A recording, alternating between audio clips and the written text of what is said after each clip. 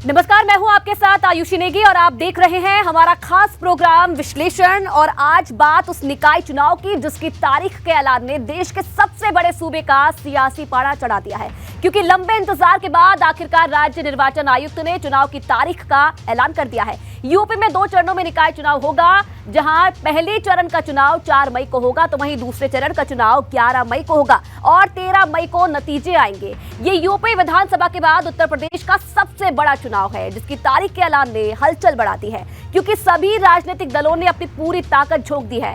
कोई इसे 24 का सेमीफाइनल मानकर चल रहा है तो कोई इसे 2022 के हिसाब बराबर के रूप में देख रहा है। लेकिन निकाय की लड़ाई जीतेगा कौन, क्योंकि तारीख के ऐलान के बाद ही दावे शुरू हो गए हैं।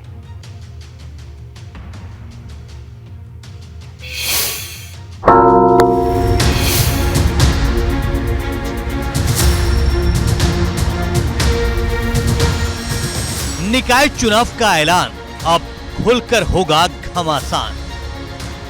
2 चरणों में होगी जंग, यूपी की जनता किसके संग। निकाय चुनाव की जिस तारीख का ऐलान पूरा यूपी लंबे समय से कर रहा था वो हो गया है। यूपी में 2 चरणों में नगर निकाय के चुनाव होंगे। पहले चरण की वोटिंग 4 मई और दूसरे चरण की वोटिंग 11 मई को होगी, जबकि 13 मई को नतीजे आएंगे। चुनाव 2 चरण में किया जाएगा। पहले चरण के चुनाव का मतदान 4 मई को होगा और दूसरे चरण का मतदान 11 मई को होगा। मतगणना जो है वो 13 मई को संपादित किया जाएगा। इस अधिसूचना के जारी होने के साथ ही प्रदेश में आदर्श आचार संहिता लागू हो गई है। आपको बता दें कि सहारनपुर, मुरादाबाद, आगरा, झांसी, प्रयागराज, लखनऊ, देवीपाटन, गोरखपुर और वाराणसी मंडल में 4 मई को चुनाव होंगे, जबकि दूसरे चरण में मेरठ, बरेली, अलीगढ़, कानपुर, चित्रकूट, अयोध्या, बस्ती, आजमगढ़ और मिर्जापुर मंडल में 11 मई को वोट डाले जाएंगे। हमारे कुल 17 नगर निगम हैं, 199 नगर पालिकाएँ हैं और 544 नगर पंचायतें हैं। ये कुल मिला की संख्या 760 है। इनके अध्यक्षों की और इसमें होने वाले वार्ड कमिश्नर और सदस्यों का भी चुनाव किया जाएगा। उत्तर प्रदेश में स्थानीय निकाय चुनाव की तारीखों का आज राज्य निर्वाचन आयोग ने ऐलान कर दिया। 2 चरणों में उत्तर प्रदेश में निकाय चुनाव होंगे। पहले चरण में 4 मई को वोट डाले जाएंगे और दूसरे चरण में 11 मई को वोटिंग होगी। चुनाव के नतीजे 13 मई को आएंगे। जिस तरीके से उत्तर प्रदेश में आज राज्य निर्वाचन आयोग ने चुनाव की तारीखों की घोषणा की है, उसके साथ ही अब आचार संहिता भी उत्तर प्रदेश में लग गई है। जो मेयर के चुनाव होंगे और जो पार्षदों के नगर निगम में चुनाव होंगे वो ईवीएम से होंगे। बाकी जो नगर पालिका है और नगर पंचायत के अध्यक्ष और उनके जो सदस्य हैं उनके चुनाव बैलेट पेपर से होंगे। अब चुनाव की तारीख घोषित होने के बाद सियासी दलों में जो सरगर्मी है वो और बढ़ जाएगी। मतलब पहले चरण में 37 जिले चुनाव की कसौटी पर होंगे तो दूसरे चरण में 38 जिलों में चुनाव होंगे, जहां पहले चरण में 11 अप्रैल से नामांकन शुरू हो जाएगा और 20 अप्रैल को नामांकन वापस होगा। वहीं दूसरे चरण का नामांकन 17 अप्रैल से शुरू होगा और 27 अप्रैल को नाम वापस होंगे। इससे पहले नगर निकाय चुनाव में आरक्षण को लेकर यूपी सरकार की ओर से अधिसूचना जारी की गई थी। इसमें आरक्षित सीटों को लेकर भी जानकारी दी गई थी। इसमें बताया गया था कि कौन सी सीट से समाज के किस वर्ग का प्रत्याशी चुनाव लड़ सकता है। बता दें कि यूपी निकाय चुनाव को लेकर पिछले साल से तैयारी चल रही थी, लेकिन ओबीसी आरक्षण को लेकर मामला फंस रहा था और फिर हाईकोर्ट द्वारा बिना आरक्षण के चुनावों का ऐलान भी हुआ था। उस फैसले को सुप्रीम कोर्ट में चुनौती दी गई, फिर कमेटी बनी और अब ओबीसी आरक्षण के साथ चुनाव होने वाले हैं। लेकिन बड़ा सवाल इस बात का है कि निकाय की जंग में कौन किस पर भारी पड़ेगा, क्योंकि चुनाव की तारीख के ऐलान के बाद जीत की दावेदारी शुरू हो गई है। भारतीय जनता पार्टी पूरे उत्तर प्रदेश में नगर पालिका, नगर निगम और नगर पंचायत के चुनाव कराने के लिए मुस्तैद है और हमारी सभी प्रकार की संगठनात्मक और सरकार की सारी तैयारियां पूरी हैं।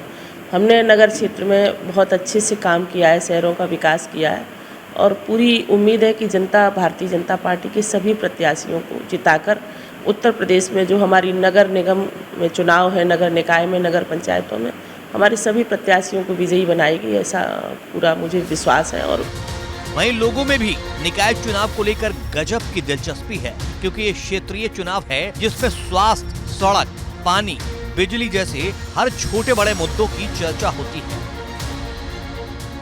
आगरा ताजमहल के जोन को छोड़ दिया जाए जिसमें स्मार्ट सिटी ने विकास किया, उसके अलावा आगरा को देखेंगे, आगरा काफ़ी बड़ा है शहर की सीमा से, तो उनमें विकास की बहुत ज़रूरत है। उनमें ना तो अभी पानी प्रॉपर है, सीवरेज की समस्या है, नाली खरंजे, प्रॉपर सफाई नहीं, ये सारी चीज़ें अभी मुद्दे ज़मीन पर बरकरार हैं। देखिए, आगरा जो है वो पर्यटन नगरी है और पर्यटन नगरी के हिसाब से यहाँ पे सुविधाएं उतनी है नहीं जितनी की होनी चाहिए थी।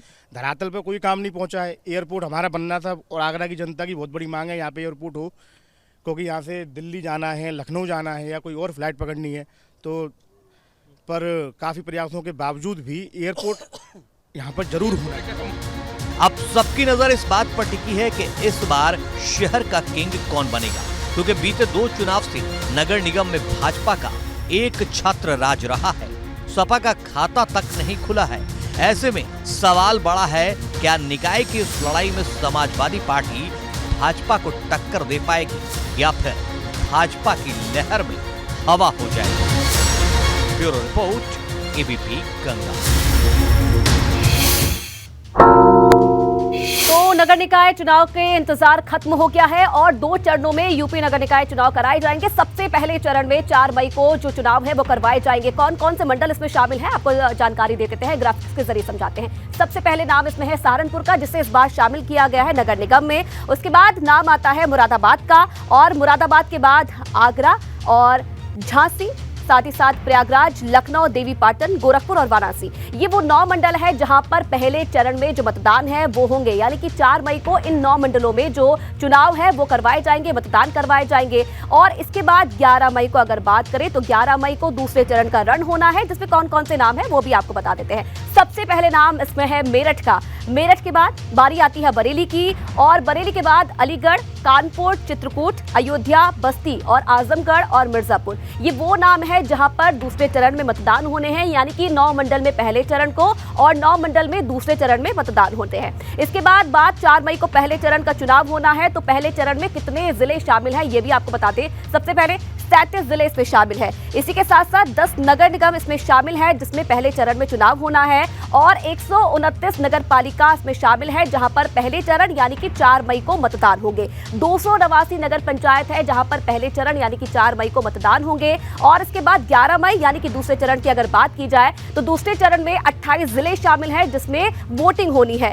इसी के साथ साथ 7 नगर निगम है जहां पर मतदान होने हैं, 38 जिले हैं जहां पर मतदान होने हैं, और 7 नगर निगम है जहां पर मतदान होंगे। इसके बाद पालिकाओं की अगर बात की जाए तो 95 पालिका ऐसी है जहां पर दूसरे चरण में मतदान होने हैं। 268 नगर पंचायत इसमें शामिल है जहां पर मतदान होते हैं। तो दोनों चरण के हमने आपको बताया समीकरण क्या है। 11 मई को दूसरे चरण में कहां पर चुनाव होने हैं और पहले चरण में कहां पर चुनाव होने हैं। इधर यूपी नगर निकाय चुनाव 2023 में कुल वोटर्स की संख्या कितनी है इसकी भी जानकारी आपको दे देते हैं। कुल वोटर्स की संख्या है 4 करोड़ 32 लाख, यानी कि 4 करोड़ 32 लाख मतदाता है जो इस बार वोट डालेंगे। फर्स्ट टाइम वोटर्स की अगर संख्या की बात की जाए तो 4,33,000 ऐसे फर्स्ट टाइम वोटर्स हैं जो पहली बार इस बार मतदान करने वाले हैं। 5 साल में कितने वोटर्स हैं वो बड़े हैं ये भी जानकारी आपको दे दे। 96,36,000 वोटर्स हैं जो कि इस बार बड़े हैं, 5 साल में बड़े हैं। यानी शहरी क्षेत्रों की अगर बात की जाए तो शहरी क्षेत्रों में कितने ग्रामीण जो वोटर्स हैं वो बड़े हैं, उनकी संख्या भी बता दे। 21,23,000 ऐसे जो वोटर्स हैं जो शहरी क्षेत्रों में बड़े हैं।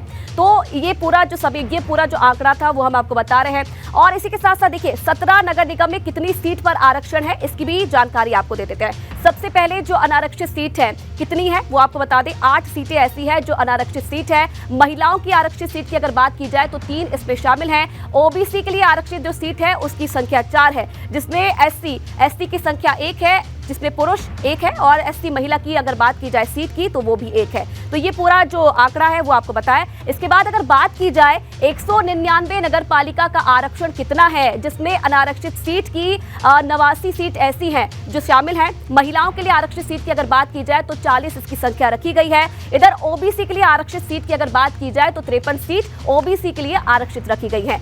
SC ST के लिए कितनी सीटें आरक्षित रखी गई हैं, उसकी संख्या 27 है। तो ये पूरी संख्या है।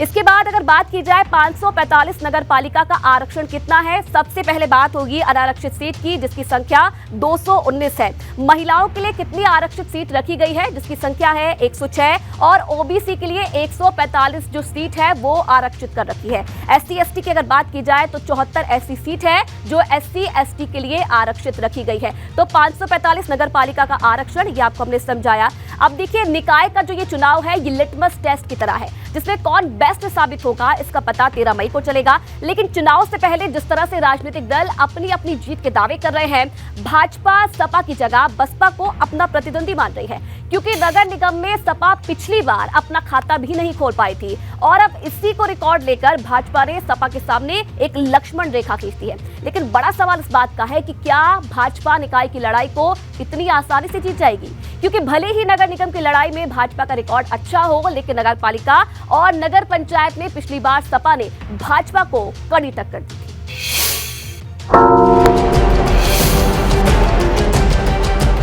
निकाय का लिटमस टेस्ट कौन साबित होगा बेस्ट?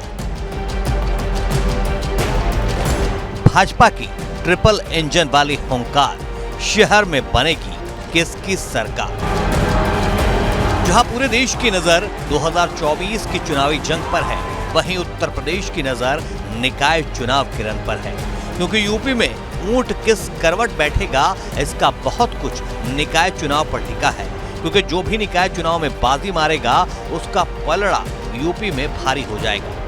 यही वजह है कि निकाय चुनाव को लेकर सपा हो या भाजपा या बसपा या कांग्रेस, सबने पूरी ताकत झोंक दी है। लेकिन भाजपा के लिए निकाय चुनाव साख की लड़ाई की तरह है, क्योंकि नगर निगम के युद्ध में भाजपा को पिछले 3 चुनाव में कोई छू तक नहीं पाया है। देखिए, उनकी कोई तैयारी नहीं है, वो केवल तैयारी के दिखावा करते हैं। और आप देखें, जब वो सत्ता में रहते थे तब भी हम नगर निगमों में चुनाव हम भी जीतते थे।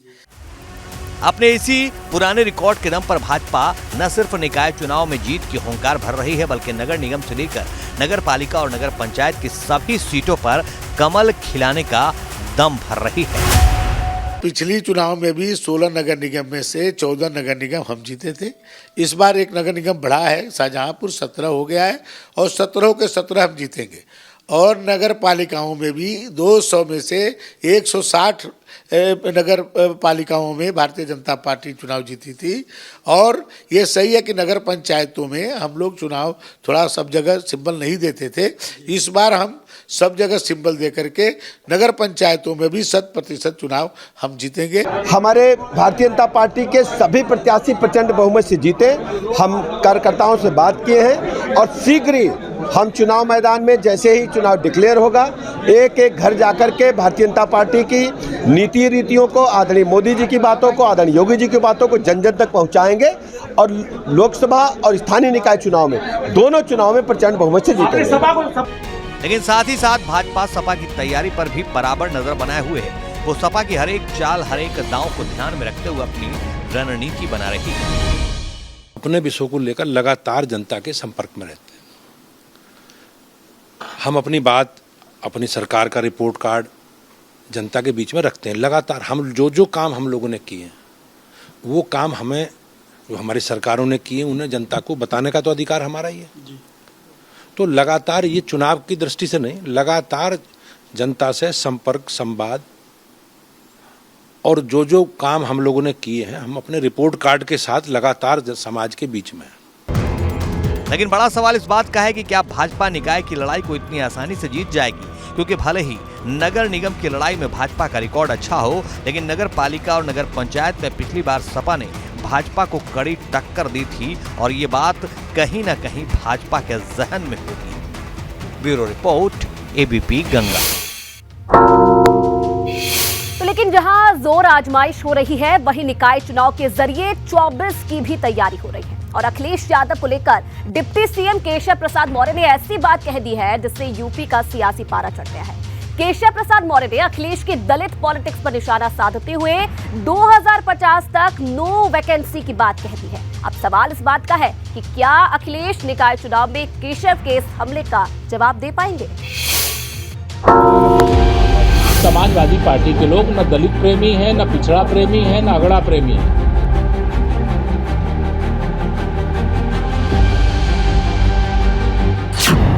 अखिलेश पर केशव का सुदर्शन, 2050 तक यूपी में नो वैकेंसी।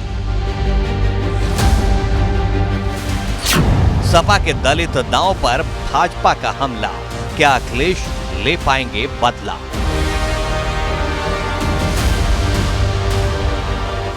देश के सबसे बड़े सूबे का सियासी पारा फिर एक बार 7वें आसमान पर है। फिर एक बार यूपी के डिप्टी सीएम केशव प्रसाद मौर्य के निशाने पर समाजवादी पार्टी के मुखिया अखिलेश यादव है, क्योंकि जिस दलित पॉलिटिक्स के जरिए अखिलेश भाजपा को टक्कर देने की तैयारी कर रहे हैं, अब उसी दलित पॉलिटिक्स पर केशव प्रसाद मौर्य ने मोर्चा खोल दिया है और दो टूक शब्दों में कह दिया है कि न अखिलेश को दलितों से प्रेम है, न पिछड़ों से और न अगड़ों से। समाजवादी पार्टी के लोग न दलित प्रेमी हैं, न पिछड़ा प्रेमी हैं, न अगड़ा प्रेमी हैं। जब विधानसभा चुनाव हो रहा था, भगवान परशुराम जी की मूर्ति लगाए थे, गिरी गई थी। फिर जब अभी चुनाव 2000 निकाय का आ रहा है तो मानवर कांसी राम जी की मूर्ति का अनावरण करने चले गए। अब मैंने सुना है कि वो अब जा रहे हैं भारत रत्न बाबा साहब की जन्मभूमि जा रहे हैं, लेकिन ये कुछ नहीं, इनका चरित्र और इनका जिस प्रकार की सोच है समाज जानता है। गौरतलब है कि हाल ही में अखिलेश यादव ने दलितों को बड़ा संदेश देते हुए रायबरेली में कांचीराम की मूर्ति का अनावरण किया है। अब इसी को लेकर भाजपा सपा पर हमलावर है, क्योंकि जब केशव प्रसाद मौर्य रविवार को झांसी पहुंचे तो वो सबसे ज्यादा तंज अखिलेश की मूर्ति वाली सियासत पर ही कसते नजर आए। क्योंकि केशव प्रसाद मौर्य ने कांचीराम की मूर्ति का जिक्र किया तो ये बात भी याद दिलाई कि कैसे विधानसभा चुनाव के वक्त समाजवादी पार्टी ने ब्राह्मणों को रिझाने के लिए परशुराम की मूर्ति लगाई थी। भाजपा की माने तो समाजवादी पार्टी सिर्फ अपने राजनीति चमकाने के लिए मूर्ति लगवाती है, जबकि उसका किसी से कोई लेना देना नहीं। लेकिन केशव प्रसाद मौर्य यही नहीं रुके, उन्होंने तो यहाँ तक कह दिया कि अब अखिलेश कुछ भी कर लें, यूपी में 2050 तक उनके लिए कोई चांस नहीं है। वो गुंडागर्दी छोड़ देंगे, गुंडों का साथ छोड़ देंगे, अपराधियों का साथ छोड़ देंगे।